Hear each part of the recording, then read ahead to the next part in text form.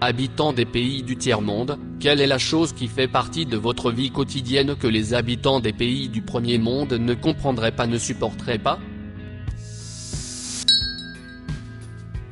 L'Égypte ici. Traverser la rue est une sorte de sport de malade ici. J'étais en Égypte sous le régime de Moubarak, et je me souviens avoir essayé de faire face à la circulation au Caire. J'ai dû demander à l'officier de police qui se trouvait là si les conducteurs respectaient les feux ou les marquages au sol. Il m'a répondu qu'ils étaient là pour rendre les routes plus belles.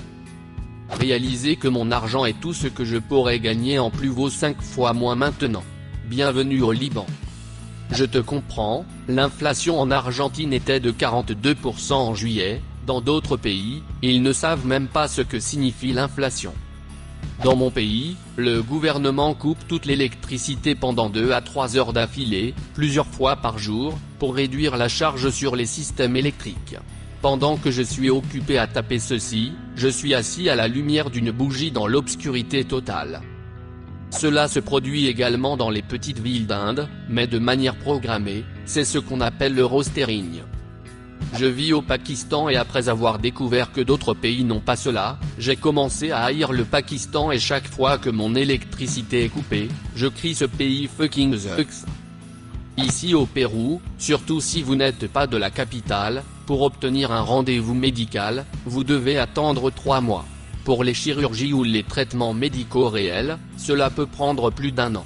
Beaucoup de gens que je connaissais ont pris des rendez-vous au hasard, juste au cas où quelque chose arriverait. Il vaut mieux souffrir d'une hémorragie ce jour-là, sinon il faut prier pour que le thé à l'eucalyptus fasse effet. Dieu merci, j'ai pu déménager dans la capitale il y a quelques années.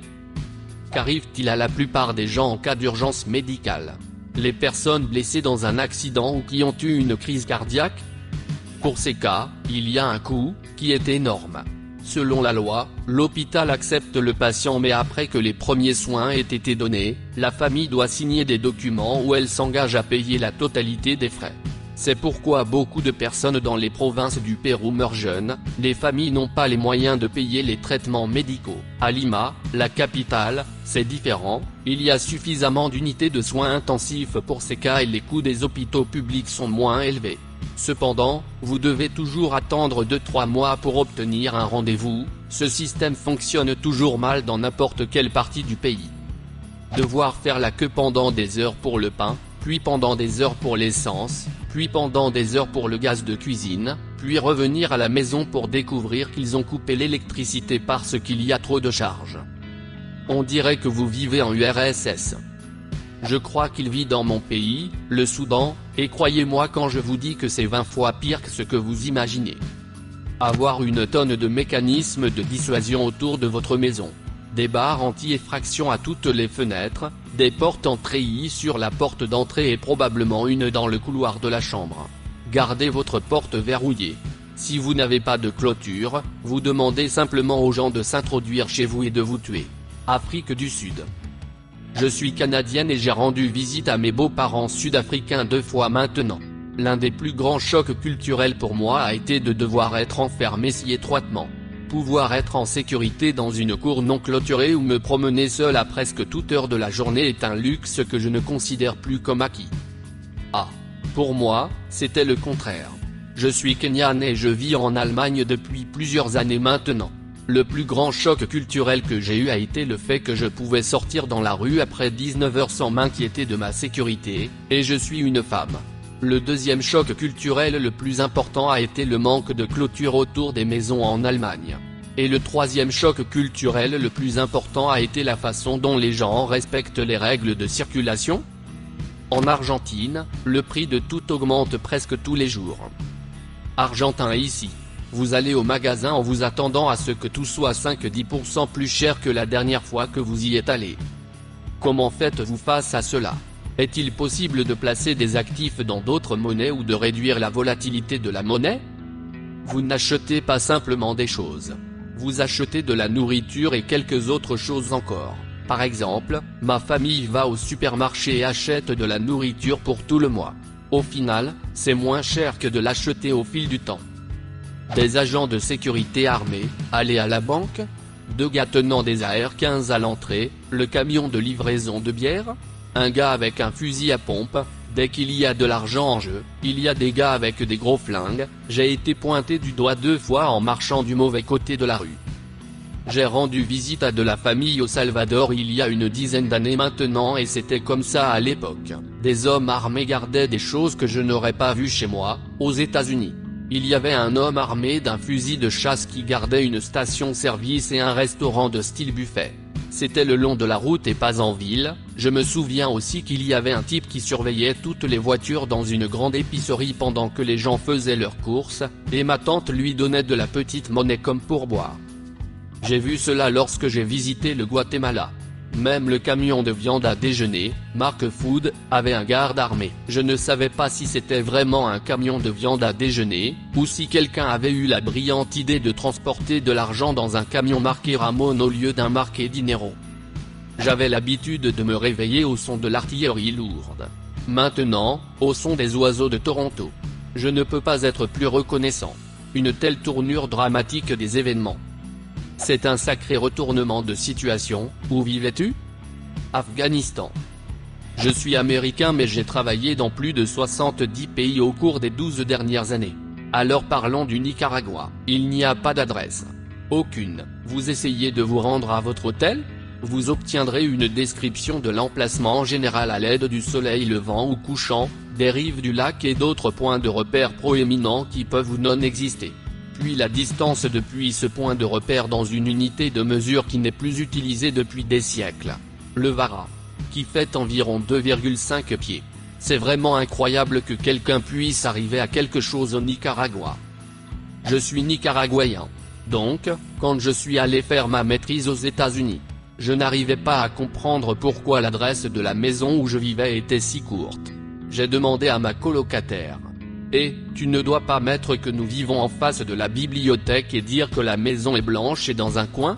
Et elle était comme eux? Un aspect de la vie dans un pays du premier monde est qu'il est normal que les choses fonctionnent. Dans les pays du tiers-monde, c'est le contraire. La technologie, les routes, les institutions. Il y a une supposition tacite qu'aucune de ces choses ne fonctionne comme elles sont censées le faire, et que c'est juste comme ça. Exemple, à l'été 2016, j'ai fait un voyage en Allemagne et j'étais à la gare de Hambourg, attendant le train de 6h50 pour Brême. À 6h45, l'agent de la gare a annoncé que le train de 6h50 était annulé, mais qu'il y en avait un autre à 7h05 et que la compagnie ferroviaire serait heureuse d'échanger gratuitement les billets de tout le monde. Il y aurait, tout au plus, une demi-heure de retard. Les gens étaient fous de rage. Une fille a appelé ses parents en larmes. Un couple a menacé de poursuivre en justice, de tuer ou de mutiler le préposé de la gare. Mon allemand n'est pas très bon et mon allemand irrité non plus. C'était comme si quelqu'un avait déclaré la Troisième Guerre mondiale pour un retard de train d'une demi-heure. Dans mon pays, par contre, il n'y a pas de retard de train d'une demi-heure. Parce qu'il n'y a pas de train. Merde, j'aimerais qu'on ait des trains. Je vivais au Maroc et j'ai fait un voyage en Allemagne. J'attendais le train et il était annoncé comme arrivant à 7h23. Je pensais que c'était hilarant, l'idée qu'il puisse arriver à l'heure à la minute près était inconcevable. Honnêtement, je ne croyais pas que c'était possible. J'étais tellement choqué que le train arrive à l'heure à la seconde près que j'ai pris une vidéo du panneau, puis de l'horloge et enfin du train qui arrive. Je l'ai montré à tous mes amis. Personne ne pouvait croire que c'était réel. Lol. Je vis maintenant au Japon. Il y a quelque temps, le train à grande vitesse est parti 34 secondes en avance une fois et ça a été un énorme scandale.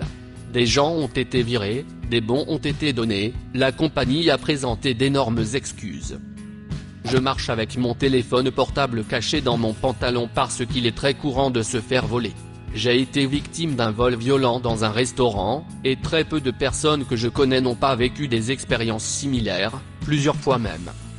J'ai toujours 2 téléphones portables sur moi. Le premier est mon vrai téléphone portable, je le cache dans mon sac à dos, ou dans une de mes chaussettes si je ne porte pas le sac à dos, lol. Je porte l'autre téléphone portable dans ma poche, il est inutile, il s'est cassé il y a 5 ans et n'est pas réparable, Si quelqu'un essayait de me voler, je lui donnerais le faux téléphone portable. J'ai appris cette astuce d'un ami, le membre d'un gang a essayé de le voler, il lui a dit de lui donner son téléphone portable, alors il a sorti son faux téléphone portable et l'a jeté aussi loin qu'il le pouvait. Le membre du gang a couru après le téléphone portable et mon ami a profité de ce moment pour courir. Le membre du gang a réalisé ce qui se passait, mais il était trop tard. Mon ami a réussi à atteindre un magasin avec des agents de sécurité où ils l'ont aidé et ont appelé la police. Ici Argy.